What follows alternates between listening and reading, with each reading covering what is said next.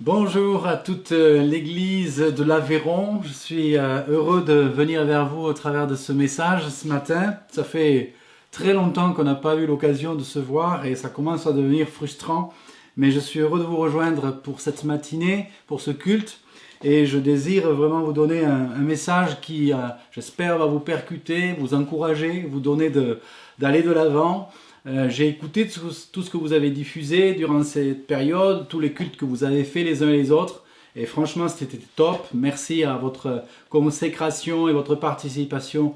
Un nul travail n'est vain dans le Seigneur, dit la Bible. Et je crois vraiment qu'aujourd'hui, ce que vous avez fait et ce que nous allons continuer à faire dans cette période de déconfinement, avant de pouvoir reprendre des cultes, c'est vraiment important. Alors ce matin, le titre de mon message, c'est « Les temps sont dans ses mains ». Les temps dans lesquels nous vivons sont dans les mains de Dieu. Comme tous les temps passés et tous les temps à venir sont dans les mains de Dieu. Et ça pour nous c'est extrêmement important. Et j'ai une référence à vous donner, ça sera en français courant que vous pourrez le lire. C'est le texte de Daniel au chapitre 2 et au verset 20 à 22. Il nous est dit « Remercions Dieu en tout temps, car la sagesse et la puissance lui appartiennent. Il est maître du temps et de l'histoire. Il renverse les rois ou les établit. C'est lui qui accorde la sagesse aux sages, qui donne du discernement aux intelligents et qui révèle les secrets les plus mystérieux. Il sait ce qui se cache dans les ténèbres, car la lumière brille à ses côtés. Il sait ce qui se cache dans les ténèbres, car la lumière brille à ses côtés. Extraordinaire passage, je vous invite vraiment à le méditer. Il y a beaucoup à découvrir. Donc, ici, vous l'avez en traduction en français courant. Le but de mon message est triple. Et c'est une introduction, je voudrais vous dire. Le premier point, c'est d'alerter. Je crois que nous sommes dans une période où nous avons besoin d'être alertés. Le deuxième aspect, ça sera de nous responsabiliser.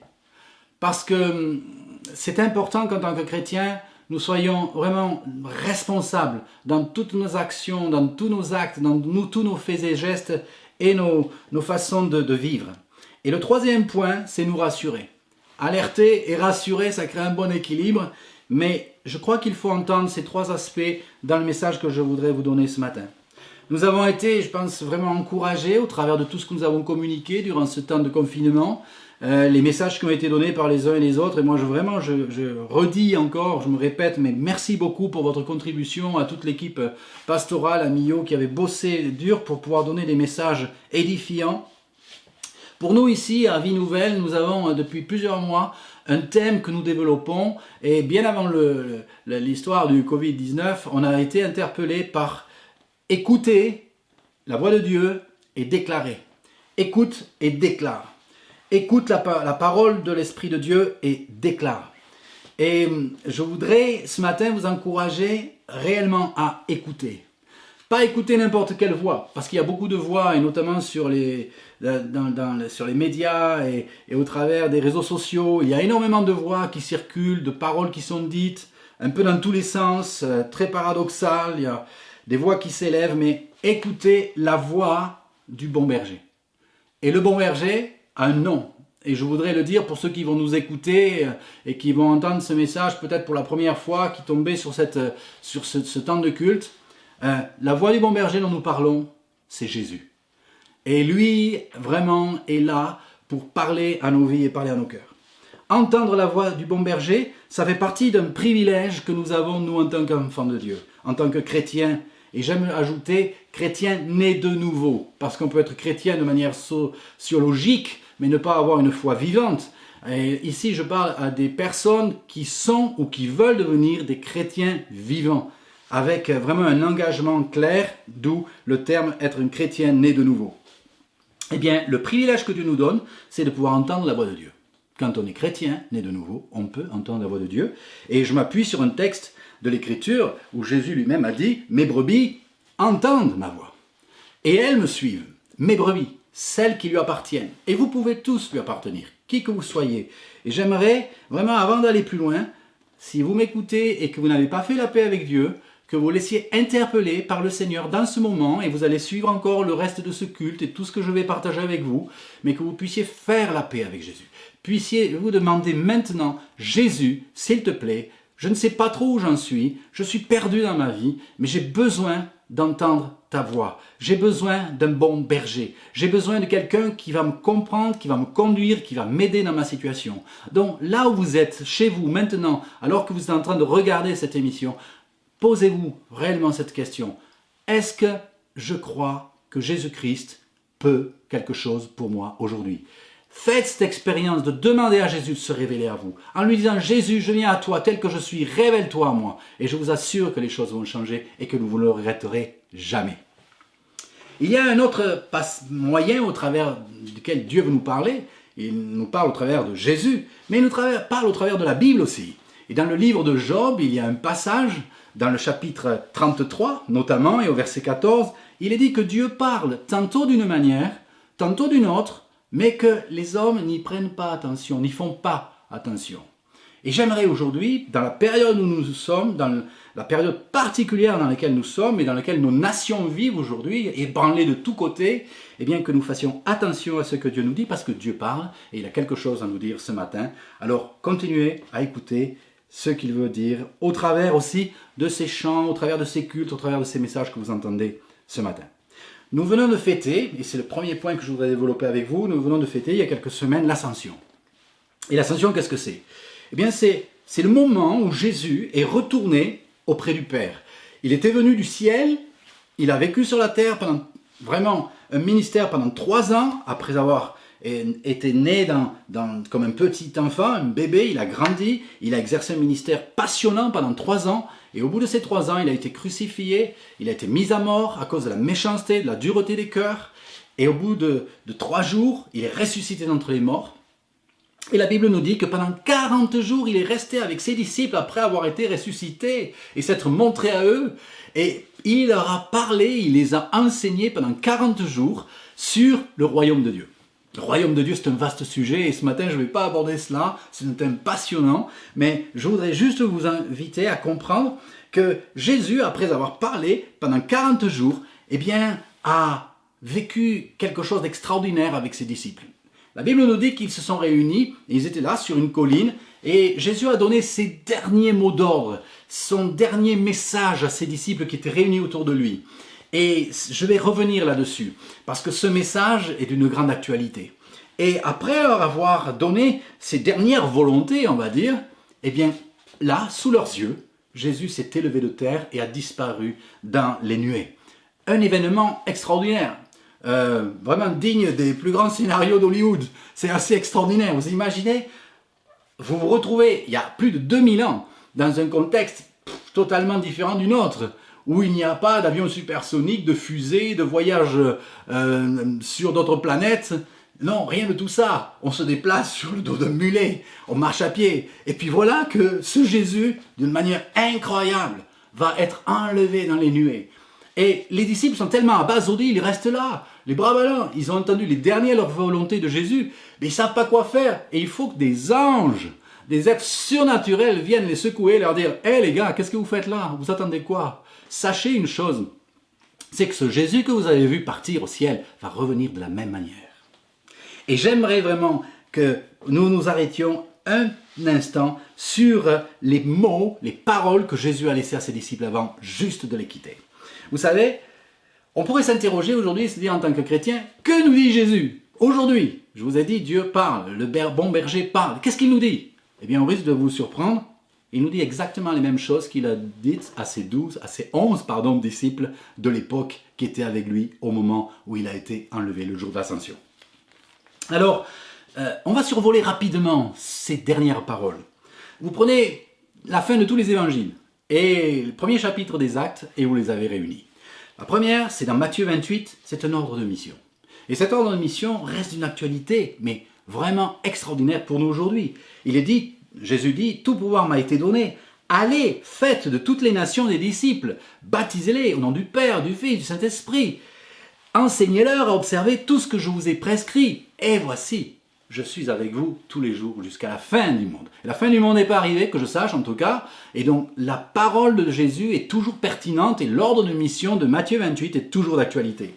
Le deuxième passage, c'est dans Marc. Il nous est dit que nous serons accompagnés et que notre parole sera confirmée par la puissance de Dieu au travers de signes, de miracles et de prodiges. Et je crois qu'aujourd'hui, il y a vraiment une importance particulière à croire dans le surnaturel et l'action de Jésus qui fait la différence dans le monde dans lequel nous vivons.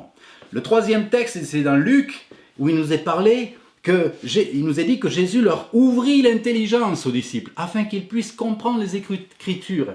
Et je crois qu'aujourd'hui, plus que jamais, nous aussi, nous avons besoin d'une intelligence spirituelle renouvelée. Parce qu'il y a tellement de confusion, tellement de voix, tellement de choses qui sont dites. On a besoin de comprendre et d'entendre ce que le Saint-Esprit dit et qu'est-ce qu'il annonce à l'Église. Il y a le dernier passage dans Jean 21, dans le dernier évangile, où là c'est plus un appel à l'obéissance et à la consécration. Vous vous rappelez ce texte où Jésus, à un moment donné, est avec Pierre, et puis Pierre se retourne et il voit l'apôtre Jean et il dit « Et lui, qu'est-ce qui va lui advenir ?» Et Jésus lui dit « Que t'importe, toi, suis-moi. » Et aujourd'hui, le mot d'ordre pour nous, pour chacun de nous, et pour toi particulièrement qui m'écoute, c'est « Toi, suis-moi. » Tu n'es pas en train de chercher à savoir ce que les autres doivent faire. Toi, suis Jésus. C'est l'ordre que tu dois recevoir. Et puis, dans Acte 1, on a vraiment l'évangéliste Luc qui nous dit ceci, que Jésus a promis, et il a dit, voici, dans peu de jours, vous serez remplis de la puissance du Saint-Esprit et vous serez mes témoins. Attendez à Jérusalem et vous recevrez la puissance du Saint-Esprit. C'est ce qu'on appelle la Pentecôte, et c'est ce qui a eu lieu. Et au verset 11 du chapitre 1er des Actes, il est dit, ce Jésus qui a été enlevé au ciel reviendra de la même manière que vous l'avez vu aller au ciel. Jésus va revenir, et j'aimerais vraiment que nous ne l'oublions pas, mes amis. C'est vraiment important. Aujourd'hui, c'est l'ascension de Jésus, le ministère de Jésus, toutes ces choses que je viens de partager avec vous, nous encouragent à ne pas baisser les bras. C'est pas le moment de baisser les bras. C'est pas le moment de devenir fataliste en disant ouais, ça va mal, c'est la crise, les problèmes. Non, c'est le moment au contraire de continuer la mission qui nous a été confiée, de relever la tête, de poursuivre le chemin derrière Jésus et la mission qu'il nous a donnée, c'est ça la foi chrétienne qui nous anime. La deuxième chose que je voudrais vous dire, c'est que il y a peut-être une interrogation à se poser et se dire mais que nous dit Jésus aujourd'hui? Alors, vous allez dire, ouais, mais tu te répètes, tu viens de nous le dire. Oui, mais j'aimerais creuser un peu plus, et tout particulièrement, que nous dit Jésus dans cette période sombre, difficile? Jésus dit, je suis la lumière du monde. Celui qui me suit ne marchera pas dans les ténèbres, mais il aura la lumière de la vie. C'est dans Jean chapitre 8, verset 12. Waouh! Je ne sais pas vous si vous réalisez, mais c'est une parole, mes amis, qui est puissante. Je suis la lumière du monde, celui qui me suit ne marchera pas dans les ténèbres, mais il aura la lumière de la vie. Tu n'as pas à t'inquiéter, tu n'as pas à te soucier. Si tu suis Jésus, tu ne manqueras pas de lumière, d'éclairage, de discernement, de conduite, de direction pour ta vie. Dans le psaume 119, au verset 5, il est dit « Ta parole est une lampe à mes pieds, une lumière sur mon sentier. » Et il y a quelques nuits en arrière, j'ai été réveillé avec ce psaume 119-105. Ta parole est une lampe à mes pieds. Je dis, Seigneur, qu'est-ce que tu veux me dire? Vous savez, j'ai compris quelque chose. La nuit, quand vous êtes sur une route, au volant de votre voiture, et qu'il y a en plus du brouillard, eh bien, qu'est-ce que vous faites? Si votre voiture est équipée d'anti-brouillard, vous allumez vos anti-brouillards. Pourquoi? Eh bien, parce que les anti-brouillards vont au plus bas du sol éclairer le chemin. Et si vous éclairez plein phare, vous êtes ébloui, vous ne voyez rien. Mais en éclairant au sol, ta parole est une lampe à mes pieds, une lumière sur mon sentier. Alors, eh bien, ça éclaire et vous ne vous trompez pas de chemin. Le chemin, vous le suivrez si la parole de Dieu vous habite, vous anime. Et c'est pour ça que je vous invite à la lire, à la méditer plus que jamais. En tant que chrétien, nous devons manifester la lumière de Christ. Jésus a dit, vous êtes la lumière du monde. Waouh, ça c'est un sacré défi. Tu es la lumière du monde, toi qui crois en Jésus-Christ comme Sauveur et Seigneur. Alors, je voudrais vous faire une petite comparaison. Vous savez, nous ne pouvons pas plus éclairer autour de nous que la lune ne peut éclairer la nuit si elle n'a pas été éclairée elle-même par la puissante lumière du soleil. Et ce qui se passe souvent, c'est que dans chaque mois, il y a une période où la lune, eh bien, on ne la voit qu'à moitié, ou un quart, ou plus du tout. Pourquoi? Eh bien, parce qu'entre le soleil qui la frappe de sa lumière et qui lui permet de réfléchir la lumière dont elle est éclairée, eh bien, est cachée par la terre qui se met entre elle et le soleil. Eh bien, c'est une petite image que je voudrais vous laisser, mes amis. Mais en tant que chrétien, ne laissez rien venir s'interposer entre Jésus et vous. Si la rancune, le mensonge, l'orgueil, le péché sous toutes ses formes, l'infidélité, des addictions et parfois des relations toxiques, des personnes vraiment qui ne sont pas là pour vous aider à briller de la lumière de Jésus, si vous laissez ces choses s'interposer entre vous et Jésus, vous perdrez votre éclat et vous n'éclairerez pas. Comme la lumière du soleil n'a pas de puissance sur la lune si entre elle et lui, il y a une interférence. Donc, rappelez-vous cela, si tu reflètes Christ, tu seras pour beaucoup une vraie bénédiction, car ils viendront chercher auprès de toi le soutien, le discernement, l'amour et le secours. Et ce sera à toi de leur dire et leur montrer d'où vient la lumière qui t'anime, à savoir Jésus.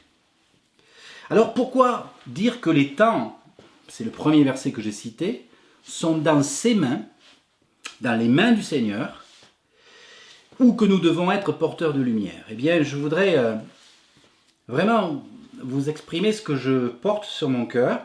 Et ce n'est pas pour affoler, inquiéter, mais vous êtes censés savoir et discerner que nous sommes face à une crise d'ordre sanitaire, mais je vois se profiler, et je ne suis pas le seul du reste, à voir qu'il y a en tout 4 crises vers lesquelles nous nous dirigeons. La première, c'est une crise sanitaire. Et ces crises sanitaires, Covid-19, ça peut être Covid-20, 21, 22, je ne sais, peuvent se répéter. Nous le savons et les experts sur le plan de l'OMS, de la santé mondiale le disent. La deuxième crise qui arrive à grands pas et déjà qui commence à frapper de plein fouet nos nations, c'est la crise économique. Troisième crise que l'on pourrait ajouter à la deuxième, c'est la crise alimentaire. Et la quatrième crise que j'identifie, c'est une crise spirituelle. Je vais rapidement m'étendre là-dessus. Je ne veux pas être trop long, mais nous avons 3 axes à suivre pour nous préparer à affronter ces crises et y faire face, bien sûr en comptant sur la grâce et le secours de Dieu, mais en prenant nos responsabilités aussi, d'où alerter, responsabiliser et rassurer. Première chose, pour chacune de ces crises, 1, prier. Veillez et priez afin de, dira Jésus, de ne pas tomber. La deuxième chose, c'est apprendre à déclarer les promesses de Dieu face aux crises qui adviennent, qui surviennent, en exerçant notre foi. Mon juste vivra et survivra par la foi. Et le troisième moyen, c'est de développer des actions concrètes en adoptant de nouveaux comportements. Je crois que beaucoup de choses que nous avions l'habitude de faire avant ne seront plus possibles. Il faut être prêt au changement. Pas changer pour changer, mais écouter là aussi la voix du Saint-Esprit qui va nous amener à des changements. Que ce soit dans notre vie chrétienne, notre vie d'église, notre façon de travailler, nos priorités, tout cela est important. Alors, crise sanitaire. Priez. C'est clair que depuis plusieurs mois, dans le monde entier, les chrétiens prient vraiment pour que le virus soit arrêté, éradiqué, etc. Et il faut prier. Ensuite, proclamer les promesses de Dieu. Vous avez divers textes, je vais vous en citer quelques-uns, mais vous pouvez faire un travail là-dessus, et je pense que vous l'avez déjà fait en partie. Psaume 91, Mon refuge, ma forteresse, c'est lui qui te délivre de la peste et de ses ravages. Donc ça, ce sont des paroles qu'on doit proclamer. Psaume 103, c'est lui qui te pardonne toutes tes iniquités et qui te guérit de toutes tes maladies. Psaume 103, versets 2 à 5. Ou Ésaïe 53 qui nous dit, le châtiment qui nous donne la paix est tombé sur lui. Et c'est par ces meurtrissures que nous sommes guéris. Nous avons la responsabilité de proclamer la parole de Dieu avec foi afin de pouvoir être guéris. Une fois proclamé la parole de Dieu avec foi, c'est pas simplement la confession positive. On croit la parole de Dieu. On va mener des actions. On doit être des êtres responsables avec des comportements qui ne mettent pas en danger les personnes fragiles.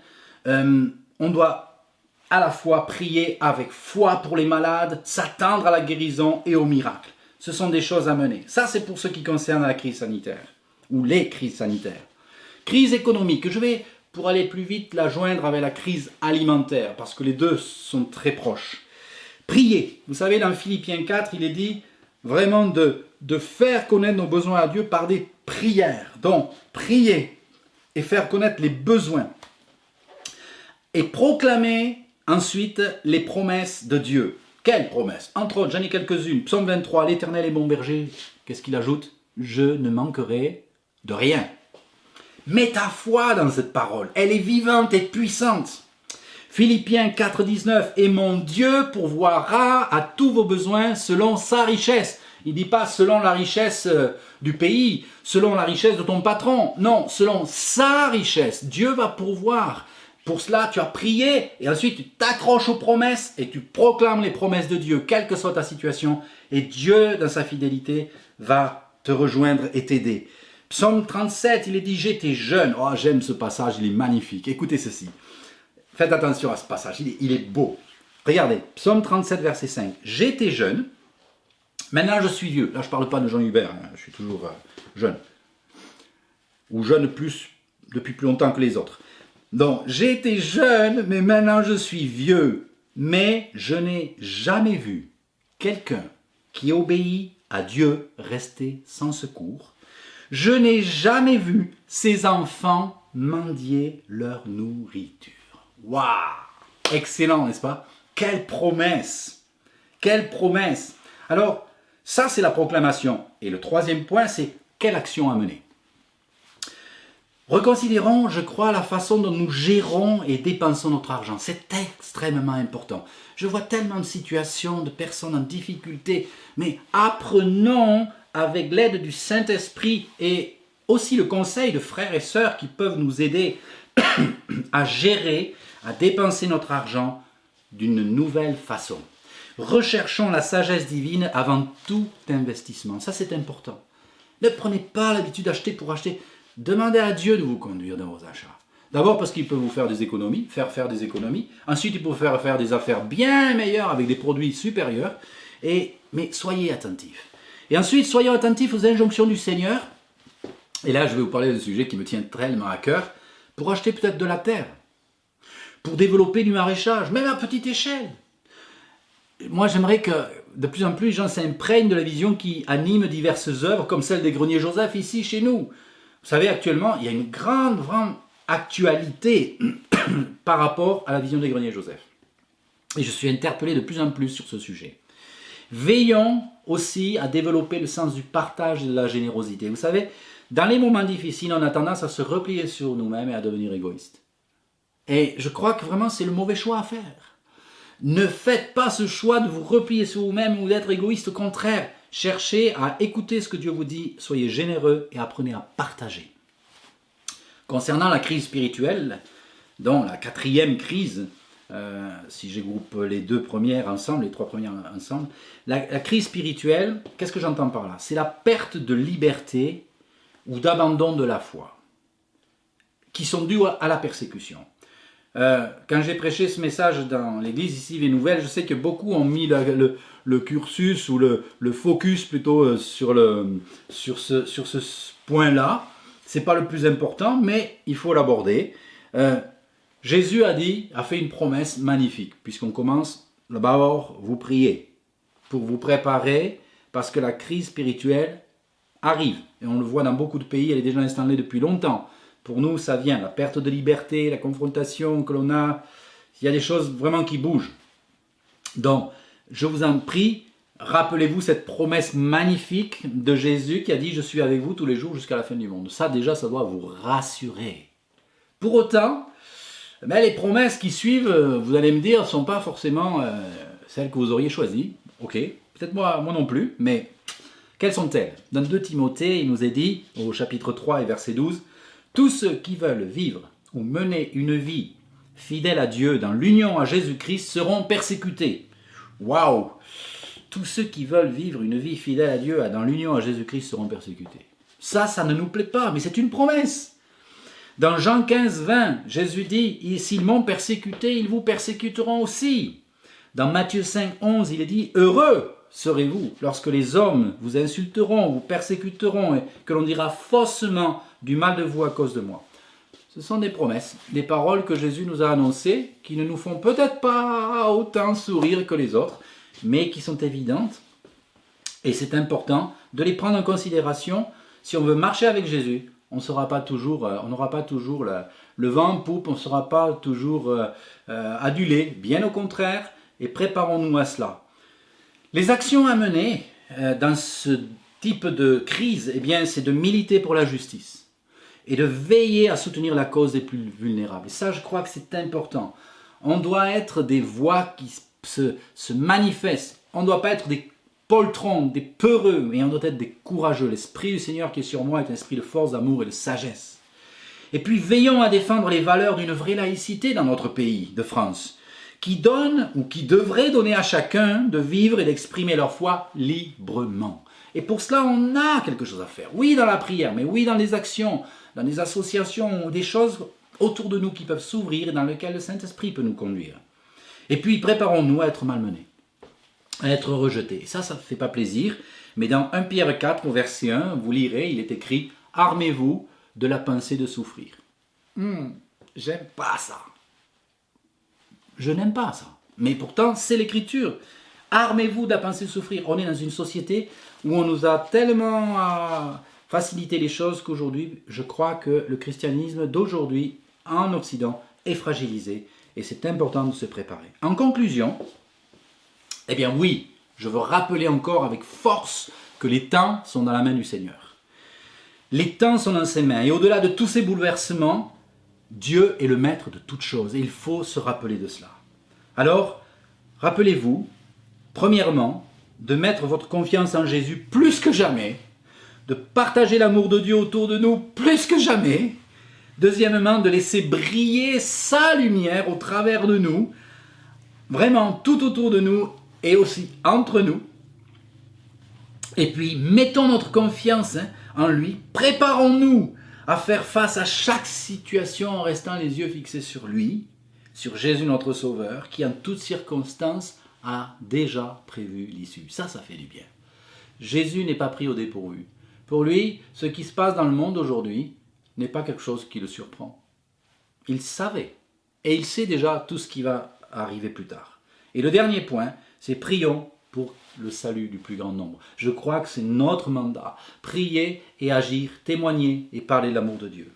Alors, juste, je voudrais vous adresser mes salutations fraternelles avec ce texte de 1 Corinthiens, chapitre 16, versets 13 à 14, que j'ai trouvé magnifique, et qui dit ceci, et c'est comme cela que je vais vous quitter, mes amis, en attendant de vous revoir bientôt, et j'ai hâte, ce texte où Paul dit « Soyez vigilants ». Et je vous exhorte, soyez vigilants, demeurez fermes dans la foi, faites preuve de courage, soyez forts.